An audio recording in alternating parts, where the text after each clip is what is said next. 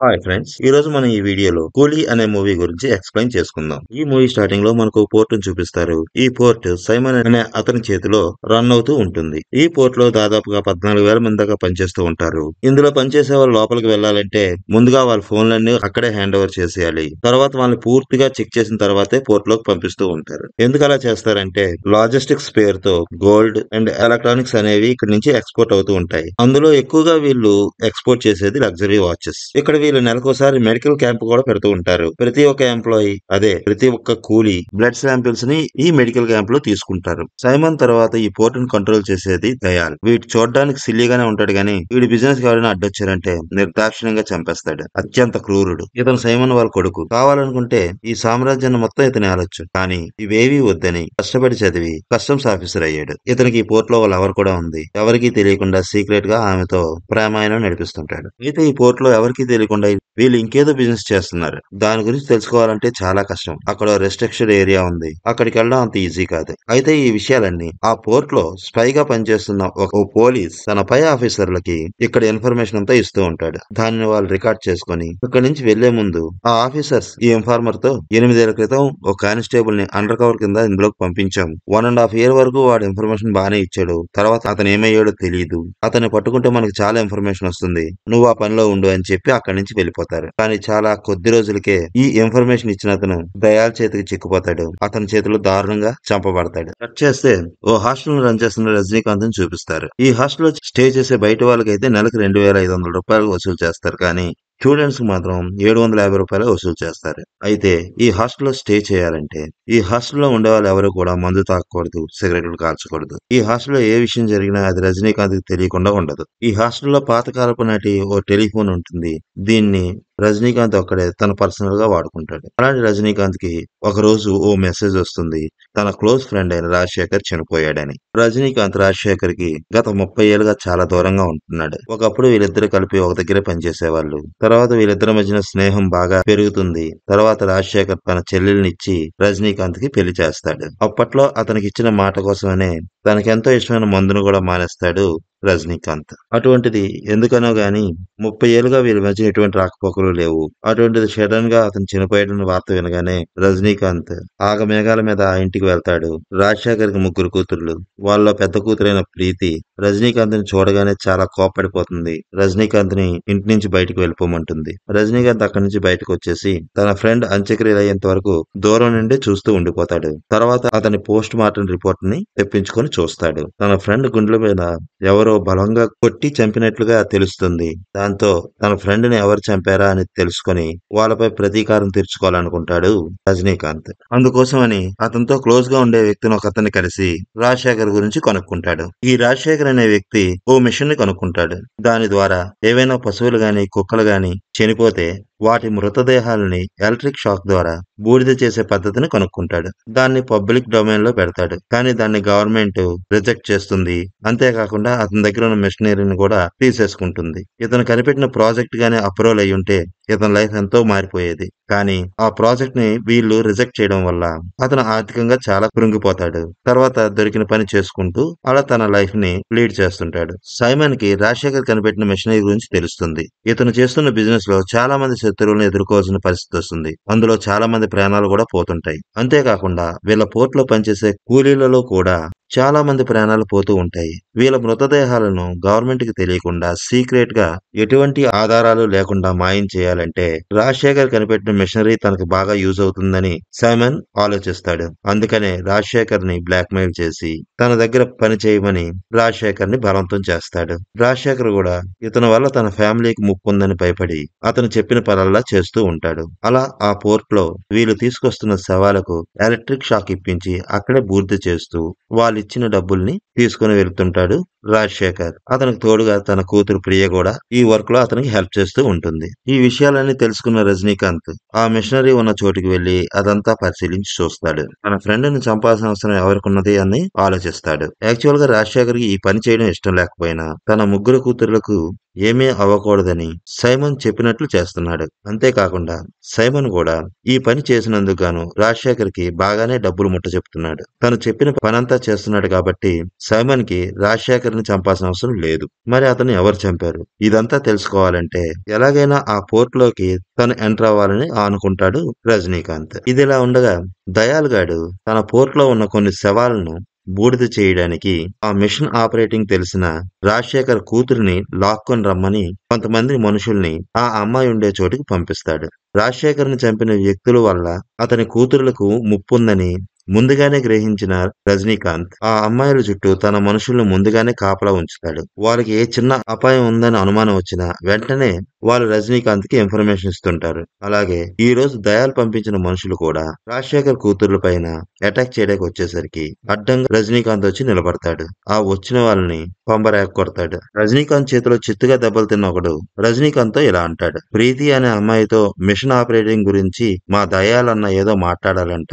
ఆమెను తీసుకొని రమ్మన్నాడు. అందుకనే నేనొచ్చాను అని. ఆ మాట వినగానే రజనీకాంత్ అతనితో అర్రే ఈ మాట ముందే నాతో చెప్తే ఇంత గొడవ జరిగేది కాదు కదా. అసలు మీరు తీసుకెళ్లాల్సింది నన్ను. ఆ మిషన్ ఆపరేటింగ్ గురించి తెలిసిన వాడిని నేను. సరే జరిగిందేదో జరిగిపోయింది. పదండి మీ అన్నను కలుద్దామని ప్రీతిని కూడా తీసుకొని కోర్టుకి వెళ్తాడు. కోర్టుకు వచ్చిన రజనీకాంత్ తో దయాలుగాడు మా వాళ్ళని కొట్టింది నువ్వేనా అని అడుగుతాడు. మా అమ్మాయి మీద చేయబోయాడు. ఆడవాళ్ళ మీద చేయేస్తే ఊరుకుంటామా? అందుకని కొట్టాల్సి వచ్చింది. వీళ్ళు మీ మనుషులని నాకు తెలీదు. మీరు పిలిచారని తెలుసుంటే మేమే వచ్చేవాళ్ళము అని దయాతో రజనీకాంత్ అంటాడు.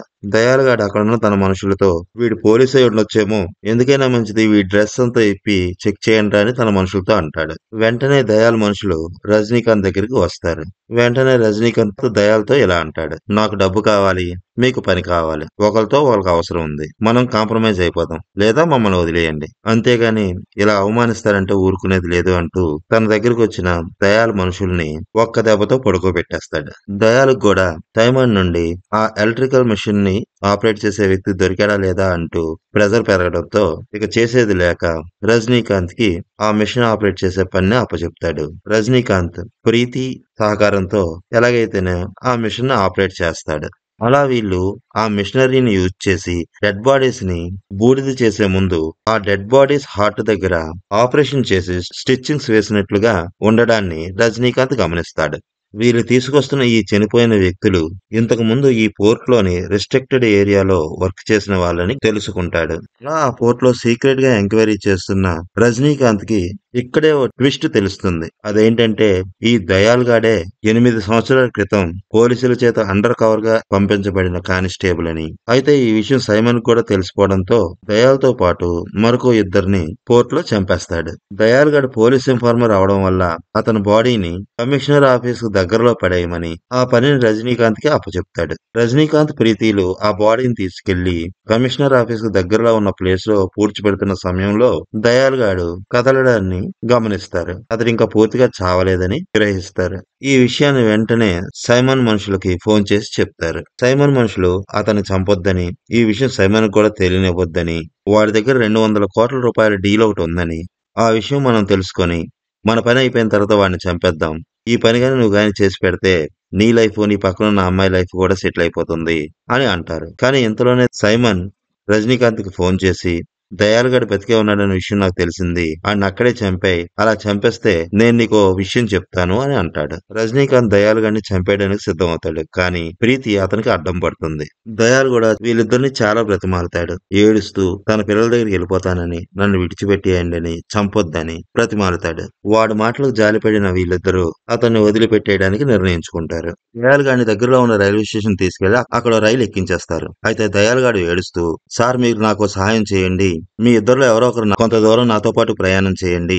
ఎందుకంటే వచ్చే స్టేషన్ లో ఏదైనా చెకింగ్ ఉందంటే ఒళ్ళంతా గాయాలు రక్తంతో ఉన్న నన్ను ఎవరైనా చూస్తే నాకు ప్రాబ్లం అవుతుంది. అందుకనే మీరు ఎవరో ఒకరు నాతో కొంచెం తోడుగా రండి సార్ మీకు పుణ్యం ఉంటుంది అని చేతులెత్తి మొక్కుతాడు. అతని మాటలకు కరిగిపోయిన ప్రీతి అతనితో పాటు జర్నీ చేయడానికి ఒప్పుకుంటుంది. రజనీకాంత్ కు మాత్రం ఎక్కడో ఏదో కొడతా ఉంటుంది. లేదు నా మనుషులు వేరే వాళ్ళని నీతో పాటు పంపిస్తాను గాని ప్రీతిని పంపించను అని అంటాడు. కానీ ప్రీతి మాత్రం ఇతను ఇలాంటి పరిస్థితిలో ఉన్నప్పుడు ఎలా వదిలేస్తాం, ఏదైనా చెకింగ్ గట్రా ఉంటే నేను చూసుకుంటాను, మీరు వెళ్ళండి అంటూ దయాలతో పాటు ఆమె ట్రైన్ జర్నీ చేస్తుంది. రజనీకాంత్ మాత్రం ఒంటరిగా సైమాన్ దగ్గరికి వెళ్తాడు. తన దగ్గరికి వచ్చిన రజనీకాంత్ తో సైమాన్ ఇలా అంటాడు, ఎవరి చేతిలో చనిపోవాలనేది ఆ ముందే రాసి పెట్టి ఉంటాడేమో ఆ దేవుడు. అందుకే ఎన్నిసార్లు నేను కొట్టినా నా చేతిలో చావనాడు, చివరికి నీ చేతిలో చచ్చాడు. సరే, నువ్వు నాకు హెల్ప్ చేసావు కాబట్టి నేను కూడా నీకు హెల్ప్ చేయాలనుకుంటున్నాను అంటూ రజనీకాంత్ కి ఒక వీడియో చూపిస్తాడు. ఆ వీడియోలో రజనీకాంత్ ఫ్రెండ్ అయిన రాజశేఖర్ ని ఆ దయాల్గాడు గుండెల మీద కొట్టి కొట్టి చంపడాన్ని చూస్తాడు. ఆ వీడియోను చూస్తున్న రజనీకాంత్ తో సైమన్ ఇలా అంటాడు, నువ్వు రాజశేఖర్ అసిస్టెంట్ కాదు,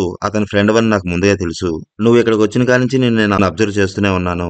ఈ వీడియో చూసిన తర్వాత నీకు అర్థమైందా నువ్వు ఎవరిని చంపావో అని అంటాడు. ఇదంతా విన్న రజనీకాంత్ ఒకసారిగా షాక్ అవుతాడు. అతని దగ్గర ఉన్న ప్రీతి ఇప్పుడు డేంజర్ లో ఉందని గ్రహిస్తాడు. ఇంతలో దయాల్గాడు రజనీకాంత్ కి ఫోన్ చేస్తాడు. వికృతంగా నవ్వుతూ, ఏంటి ఇలా మోసపోయావు, నేను చెప్పిందంతా నమ్మేశావుగా, నా యాక్టింగ్ బాగుందా అంటూ చాలా ఎటకారంగా మాట్లాడతాడు. నా ఫ్రెండ్ని ఎందుకు చంపావని రజనీకాంత్ దయాలుగానే అడుగుతాడు. కోర్టులో వాడు పని వాడు చేసుకోకుండా అనవసరంగా నా ఫైల్ ని కెలికాడు, అందువల్ల వాడు నా చేతిలో చావాల్సి వచ్చింది అని అంటాడు. చచ్చిపోయే ముందు అతను నీతో ఏం చెప్పాడని దయాల్ని రజనీకాంత్ అడుగుతాడు. అప్పుడు దయాల్గా నవ్వుతూ, అసలు మీరిద్దరికి ఎలారా ఫ్రెండ్షిప్ కుదిరింది, నువ్వు అసలు 30 ఏళ్ళగా మందే ముట్టలేదు, వాడేమో నాతో పవర్ హౌస్ అని మందు పేరు చెప్తున్నాడు.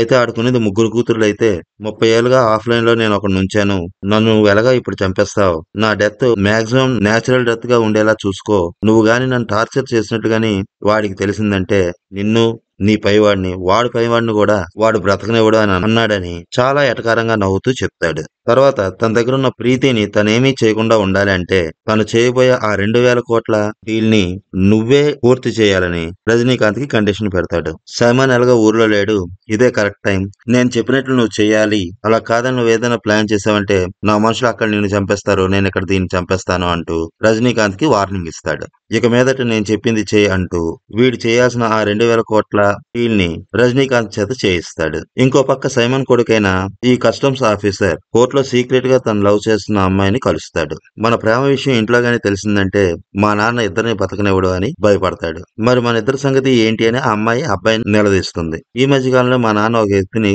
చాలా నమ్మాడు, అతని ద్వారా మా నాన్నకి మన ప్రేమ విషయం గురించి తెలియజేస్తాను అని ఈ అమ్మాయికి సైమన్ కొడుకు మాటిచ్చి అక్కడి నుంచి వెళ్లిపోతాడు. తర్వాత రజనీకాంత్ ని కలిసి మీతో మాట్లాడాలనుకుంటున్నాను అని చెప్తాడు. మిమ్మల్ని ఎప్పుడు కలవాలి, ఎక్కడ కలవాలి అనేది చెప్తే నేను వచ్చి అక్కడ కలుస్తానని అంటాడు. తర్వాత కొంతసేపటికి దయాల్ రజనీకాంత్ కు ఫోన్ చేసి ఆ పోర్ట్ లో ఉన్న రిస్ట్రిక్టెడ్ ఏరియా దగ్గర తనకు సంబంధించిన సీక్రెట్ ఫైల్స్ ఉన్నాయని వాటిని తీసుకుని రమ్మని రజనీకాంత్ తో చెప్తాడు. ఆ ఏరియాలోకి వెళ్ళడానికి కావాల్సిన సెక్యూరిటీ పాస్వర్డ్స్, కోడ్స్ అన్ని కూడా రజనీకాంత్ కి చెప్తాడు. రజనీకాంత్ దయాల్ ఫోన్ లో ఇచ్చే ఇన్స్ట్రక్షన్ ఫాలో అవుతూ చివరికి దయాలకు సంబంధించిన సీక్రెట్ ఫైల్స్ ని తను తీసుకుంటాడు. తీరా ఆ సెక్యూరిటీ కోడ్ ఉన్న సీక్రెట్ గదిలోనికి ప్రవేశించిన తర్వాత అక్కడ సైమన్ మనుషులు ఓ వ్యక్తిని బంధించి అతను టార్చర్ చేస్తూ ఉంటారు. అక్కడికి వచ్చిన రజనీకాంత్ చూసి మేమే నిన్ను కలుద్దాం అనుకున్నాను, వీడు మన అపోనెంట్ టీమ్ తో పనిచేస్తున్నాడు, ఇక్కడున్న సీక్రెట్స్ అన్ని కూడా వాళ్ళకి ఇన్ఫర్మేషన్ ఇస్తున్నాడు, వీడి ఇన్ఫార్మర్ అని గాని సైమన్ కి మనం చెప్తే మనకి ఇంకా చాలా అమౌంట్ ఇస్తారు, బాస్ ఊరు నుంచి వచ్చేదాకా వీడిని నీ ల్యాబ్ లో ఉంచుతావా, ఈ పని చేస్తే నీకు కూడా ఓ 40 లక్షలు వస్తాయి అని అంటారు. దానికి రజనీకాంత్ ఒప్పుకుంటాడు. వీళ్ళ మధ్యన ఓ ఒప్పందం కుదిరిన తర్వాత వాడిని తీసుకుని అందరూ బయటకు బయలుదేరబోతారు. ఇంతలో వాళ్ళలో ఒకడికి ఓ అనుమానం వస్తుంది.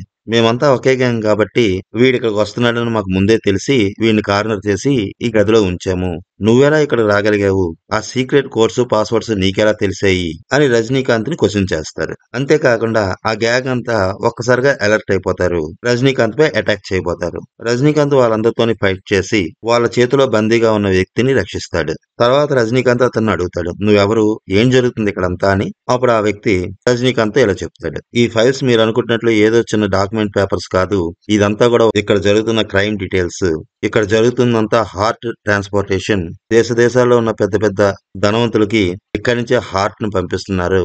ఇదంతా ఎవరి దగ్గర తీస్తున్నారంటే ఇక్కడ కష్టపడి పనిచేస్తున్న కూలీల దగ్గర నుండి. ముందుగా వీళ్ళు ప్రతి నెల మెడికల్ క్యాంప్ అని అందరి దగ్గర బ్లడ్ శాంపిల్స్ తీసుకుంటారు, క్లయింట్ రిక్వైర్మెంట్ కు సరిపడే అన్ని మెడికల్ టెస్టులు వీళ్ళకి చేస్తారు, దానికి మ్యాచ్ అయిన వ్యక్తిని లాస్ట్ రోజు వరకు చాలా బాగా చూసుకుంటారు, కరెక్ట్ గా టైం వచ్చినప్పుడు వాళ్ళ హార్ట్ ని తీసేసుకుంటారు. ఈ సంవత్సరం వీళ్ళకి కావాల్సిన మనుషులను ఆల్రెడీ వీళ్ళు సెలెక్ట్ చేసేసుకున్నారు అని చెప్తాడు. వాళ్ళలో ప్రీతి ఫోటో కూడా ఉంటుంది. అయితే ఇదంతా సైమనే చేస్తున్నాడని సిండికేట్ లో ఎవరికి కూడా తెలియదు. ఇదంతా సీక్రెట్ గా జరిగిపోతుంది అని చెప్తాడు. ఈ విషయాలన్నీ తెలుసుకోవడానికే నేను ఈ గ్రూప్ లో జాయిన్ అయ్యాను అంటూ చెప్తాడు. ఇప్పుడు నేను ఈ విషయాలన్నీ బయటకు ఎక్స్పోజ్ చేస్తానని అతనితో చెప్తాడు. సరే అని రజనీకాంత్ అతను అక్కడి నుంచి పంపించేసి తను కూడా వెళ్లిపోతాడు. తర్వాత ఎవడి దయాలు అసలు ఈ సంగతి ఏంటి అనే విషయాన్ని పూర్తిగా తన మనుషుల ద్వారా ఎంక్వైరీ చేయిస్తాడు. వాడు కానిస్టేబుల్ గా ట్రైనింగ్ తీసుకున్నాడని, డిపార్ట్మెంట్ లో వాడిని ఒక అన్ఫిట్ కానిస్టేబుల్ గా అందరి ముందు ప్రొజెక్ట్ చేసి ఎవరికీ తెలియకుండా అండర్ కవర్ గా 8 ఏళ్ల క్రితం ఈ పోర్ట్ లోకి పంపించారని తెలుసుకుంటాడు. అంతేకాకుండా అతనికి సంబంధించిన పూర్తి ఫైల్ ని తన మనుషుల ద్వారా రజనీకాంత్ సంపాదిస్తాడు. అంతేకాకుండా ఆ దయాలుగాడు ప్రీతిని ఎక్కడ తీసుకెళ్లింది, ఎక్కడ ఉంచింది కనిపెట్టేస్తాడు. వాడి చుట్టూ తన మనుషులతో సర్వేలెన్స్ ఏర్పాటు చేస్తాడు. అతని ప్రతి మూమెంట్ ని అక్కడ రజనీకాంత్ మనుషులు అబ్జర్వ్ చేస్తూనే ఉంటారు. రజనీకాంత్ తన మనుషులతో ఇప్పుడు దయాలుగాన్ని ఏమీ అనొద్దు, వాడి మూమెంట్స్ మాత్రం అబ్జర్వ్ చేయండి, టైం వచ్చినప్పుడు ఆ సంగతి చెప్దామని డైరెక్షన్స్ ఇస్తాడు. తర్వాత సైమన్ కొడుకుని రజనీకాంత్ కలుస్తాడు. నాతో మాట్లాడాలన్నారు కదా, పదండి మాట్లాడదామని తనతో పాటు అతన్ని తన కారులో తీసుకెళ్తాడు. రజనీకాంత్ అలా సైమన్ కొడుకుని తన కారులో ఎక్కించుకుని అతన్ని ఎక్కడికో తీసుకెళ్తున్న విషయాన్ని సైమన్ కి కాల్ చేసి చెప్తారు. సైమన్ కూడా తన మనుషులతో ఆ కారును ఫాలో అవ్వమని, అక్కడ జరుగుతున్న ప్రతి మూమెంట్ ని తనకు తెలియజేయమని చెప్తాడు. సైమన్ కొడుకుని తీసుకెళ్తున్న రజనీకాంత్ కి దయాల్ నుంచి ఫోన్ వస్తుంది. సైమన్ కొడుకుని అక్కడే చంపేయమని దయాల్ రజనీకాంత్ కి ఆర్డర్ వేస్తాడు. అలా చేయకపోతే ప్రీతి చస్తుందని బెదిరిస్తాడు. రజనీకాంత్ సైమన్ కొడుకుని ఎవరూ లేని చోటుకి తీసుకెళ్లి తన కారు ఆపుతాడు. అక్కడ అతను ప్రేమించిన అమ్మాయి ఉంటుంది. ఇక్కడి నుంచి వెళ్ళిపో, ఎవరికీ కనిపించిన దూరం వెళ్ళిపోయి సంతోషంగా ఉండు అని రజనీకాంత్ సైమన్ కొడుకుతో అంటాడు. ఇంతలో సైమన్ తన కొడుకు ఫోన్ చేసి ఎక్కడున్నావని అడుగుతాడు.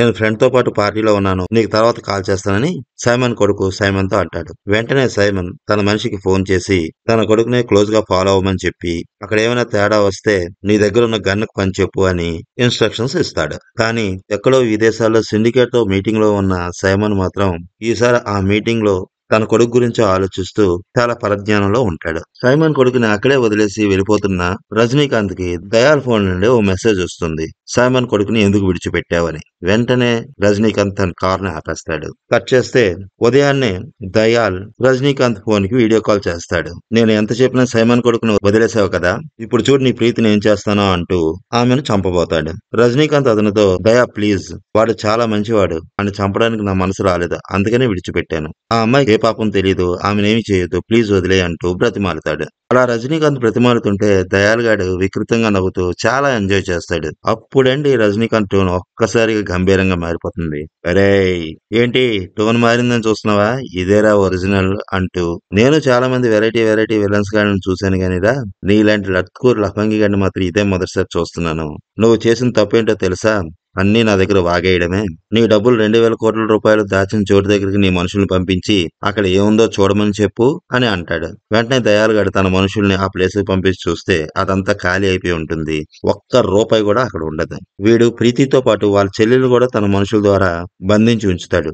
ఇది ముందే తెలిసిన రజనీకాంత్ వాళ్ళ నుండి ప్రీతి ఇద్దరు చెల్లెల్ని సేఫ్ గా తన హాస్టల్ తీసుకెళ్లిపోతాడు. సైమన్ కొడుకును విడిచిపెట్టేటప్పుడు అక్కడ ఉన్నది వాడు ఆ అమ్మాయి. కానీ సైమన్ కొడుకును విడిచిపెట్టిన మరుక్షణమే నీ నుండి నాకు మెసేజ్ వచ్చింది. అప్పుడే నాకు అర్థమైందిరా, ఆ విషయాన్ని నీకు చెప్పింది ఎవరో కాదు, అక్కడున్న అమ్మాయే. ఆ అమ్మాయే నీ పెళ్ళాం కనుక అంటూ ఇక్కడ రెండో ట్విస్ట్ ని రివీల్ చేస్తాడు. మర్యాదగా ప్రీతిని విడిచిపెట్టకపోతే ఇక్కడ నీ భార్య చస్తుందని, ప్రీతి సేఫ్ గా మా దగ్గరికి చేరిన తర్వాతే నీ భార్యను విడిచిపెడతామని రజనీకాంత్ దయాల్తో అనడంతో అతను తన భార్యని ఏమీ చేయొద్దని రజనీకాంత్ ని వేడుకుంటాడు. ప్రీతిని అక్కడి నుంచి విడిచిపెట్టేస్తాడు. ఇంతలో రజనీకాంత్ కి ఒక కాల్ వస్తుంది. వాళ్ళ హాస్టల్లో రూమ్ కావాలని కొందరు వ్యక్తులు వచ్చారని, వాళ్ళని చూస్తుంటే ఏదో అనుమానంగా ఉందని, వాళ్ళ వద్ద మారణాయుధాలు కూడా ఉన్నాయని, బహుశా వాళ్ళందరూ రౌడీలు అయి ఉండొచ్చని అవతల వ్యక్తి రజనీకాంత్ తో చెప్తాడు. సరే వాళ్ళకి రూమ్స్ ఇచ్చేసాయి, నేనొచ్చి చూసుకుంటానని చెప్పి రజనీకాంత్ సైమన్ కొడుకుతో దీని దగ్గర నువ్వు మోసపోయానని బాధపడద్దు, దీని నుండి నువ్వు తప్పించుకున్నందుకు ఆనందపడు, ఈమెను జాగ్రత్తగా చూస్తూ ఉండు అని చెప్పి అక్కడి నుంచి తన హాస్టల్ కి బయలుదేరుతాడు. అక్కడి నుంచి వెళ్ళిపోబోతున్న రజనీకాంత్ తో రజనీకాంత్ ఫ్రెండ్ గురించి తెలిసిన ఆ వ్యక్తి ఇంతకు ముందు నీ ఫ్రెండ్ నీ కోసమని మీ హాస్టల్ కి వచ్చాడు, ఇక్కడ నువ్వు లేకపోయేసరికి తిరిగి అతను వెనక్కొచ్చేశాడు. ఆ తర్వాత తనకేదైనా జరిగితే నీ ల్యాండ్ లైన్ కి ఎవరైనా ఫోన్ చేసి నీ కూలీ నంబర్ గాని చెప్పారంటే వాళ్ళే నీ కూతురు అని నీతో చెప్పమన్నాడు అని అంటాడు. రజనీకాంత్ ఆతృతగా తన ఫోన్ తీసి తన ల్యాండ్ లైన్ కి ఫోన్ చేస్తాడు. అక్కడ వ్యక్తి ఆ ఫోన్ ఎత్తగానే ఎవరైనా నా ల్యాండ్ లైన్ కి ఫోన్ చేసి కూలీ నంబర్ ఏమైనా చెప్పారా అని అడుగుతాడు. ఇంకా ఎవరు చెప్పలేదని ఆ వ్యక్తి అంటాడు. అయితే నువ్వు ఫోన్ దగ్గరే ఉండు, ఏదైనా ఫోన్ వస్తే వెంటనే అటెంప్ట్ చేయి అని చెప్తాడు. సరేనని ఆ వ్యక్తి రజనీకాంత్ తో అంటాడు. రజనీకాంత్ హుటాహుటిన అక్కడి నుంచి తన హాస్టల్ కు బయలుదేరిపోతాడు. అక్కడే ఉన్న సైమన్ కొడుకుతో అతన్ని లవ్ చేస్తున్నట్లు నటించిన అమ్మాయి ఏడుస్తూ, నన్ను కూడా దయాలుగాడు మిమ్మల్ని మోసం చేసినట్లే మోసం చేశాడు. వాడు చెప్పినట్లలా చేయకపోతే నా పేరెంట్స్ ని చంపేస్తానని బెదిరించి నా చేత ఇలాంటి పనులన్నీ చేయించాడు. నేను నిజంగా నిన్నే ప్రేమించాను అంటూ బోరుని ఏడుస్తూ నన్నిక్కడే చంపేయ్, నువ్వే చంపేయ్ అంటూ అతనితో అంటుంది. దానికి సైమన్ కొడుకు కరిగిపోతాడు. ఆ అమ్మాయికున్న కట్లను విప్పేస్తాడు. అంతే, ఒక్కసారిగా ఆ అమ్మాయి రూపం మారిపోతుంది. అతి కర్కశంగా సైమన్ కొడుకుని కొడుతుంది. అంతేకాకుండా అక్కడే ఉన్న రజనీకాంత్ మనుషులను కూడా అతి దారుణంగా చంపేస్తుంది. తర్వాత సైమన్ కొడుకుని తాళ్లతో కట్టి బంధించేస్తుంది. ఆ తర్వాత దయాళుగాడికి ఫోన్ చేస్తుంది. తను సేఫ్ గానే ఉన్నానని చెప్పి నీ దగ్గర నుండి వెళ్ళిపోతున్న ప్రీతి ఇంకా ఎంతో దూరం వెళ్ళుండదు, అర్జెంట్ గా వెళ్లి ఆమెను పట్టుకో అని అతనికి డైరెక్షన్స్ ఇస్తుంది. ఇప్పుడు మనకు అర్థమవుతుంది ఏంటంటే వీళ్ళిద్దరూ పోలీస్ అకాడమీలో ట్రైనింగ్ తీసుకుంటున్నప్పుడే ఒకరినొకరు ప్రేమించుకున్నారు. అంతేకాదు ఈ దయాళుగాడు అండర్ కవర్ ఆపరేషన్ కి బయలుదేరేటప్పుడు ఈ పోలీసులు చెప్పినట్లు మనం చేస్తే మనకు వచ్చేది ఒక మెడల్ మాత్రమే, అదే మనం కొంచెం రిస్క్ చేసామంటే మనం కోరుకునే లైఫ్ ని మనం ఎంజాయ్ చేయొచ్చు అని ఆ రోజు నుండి తిను కూడా ఆ పోర్ట్ లోనే జాయిన్ అయ్యి అక్కడ జరిగే ప్రతి అసలు కథని ఈ అమ్మాయి డైరెక్షన్ లోనే దయాల్ చేత చేయిస్తూ ఉంటుంది. ఇక్కడ నుంచి ఈ మూవీ పూర్తిగా యాక్షన్ లోకి దిగిపోతుంది. దగ్గర గంట సేపు ఈ మూవీలో యాక్షన్ సీన్ ఉంటుంది. ఒక పక్క ప్రీతిని వెంబడిస్తున్న దయాల్ గడ్ చేసింగ్, వాడి నుంచి ప్రీతి తప్పించుకోవడం జరుగుతూ ఉంటే, ఇంకో పక్క హాస్టల్ పూర్తిగా చుట్టుముట్టేసిన సైమాన్ మనుషులు, వాళ్ళతో పోరాడుతున్న రజనీకాంత్ ఇంకో పక్క. ఇదిలా జరుగుతున్నప్పుడే దయాల్ గాడి దగ్గర నుండి ప్రీతి తప్పించుకుంటుంది. ఆ విషయాన్ని దయాల్ గాడు తన భార్యకి ఫోన్ చేసి చెప్తాడు. సరే ఆమెను వదిలేసాయి, సైమన్ కొడుకు పలానా చోట ఉన్నాడు, వాణ్ణి తీసుకొని సైమన్ గడికి వీడియో కాల్ చేసి రజనీకాంత్ చెప్తేనే తప్పని పరిస్థితుల్లో నీ కొడుకుని చంపబోతున్నాను అని అతని కొడుకుని అతని కళ్ళ ముందే చంపాయని చెప్తుంది. దయాల్ గాడు ఈమె చెప్పినట్లే చేస్తాడు. అది చూసిన సైమన్ కోపంతో ఊగిపోతాడు. రజనీకాంత్ వాళ్ళ హాస్టల్ ని తేల్చేయమని ఆర్డర్స్ ఇస్తాడు. దాంతో సైమన్ మనుషులు రజనీకాంత్ వాళ్ళ హాస్టల్లో ఓ బీభత్సాన్ని సృష్టిస్తారు. అప్పుడండి రజనీకాంత్ కోసం ప్రాణం ఇచ్చే ఓ 20 మంది మనుషులు ఆ హాస్టల్లోని ఉన్నారని, వాళ్ళందరూ ఒకప్పటి కూలీలని, వీళ్ళకు ప్రాణం అంటే లెక్కే లేదని, ఇప్పటిదాకా రజనీకాంత్ ఎప్పుడు సిగ్నల్ ఇస్తాడా అని రజనీకాంత్ సిగ్నల్ ఇవ్వగానే ఒక్కొక్కడు పులుల్లా ఆ విలన్స్ అందరి మీదకి విజృంభించి అందరినీ మట్టి కరిపించేస్తారని. ఇలా అక్కడ ఓ పెద్ద పోరాటమే జరుగుతూ ఉంటది. అదే సమయంలో దయాల్ చేతి నుంచి తప్పించుకుని బయటపడిన ప్రీతికి వాళ్ళ నాన్న ఒకప్పుడు చెప్పిన మాట గుర్తొస్తుంది.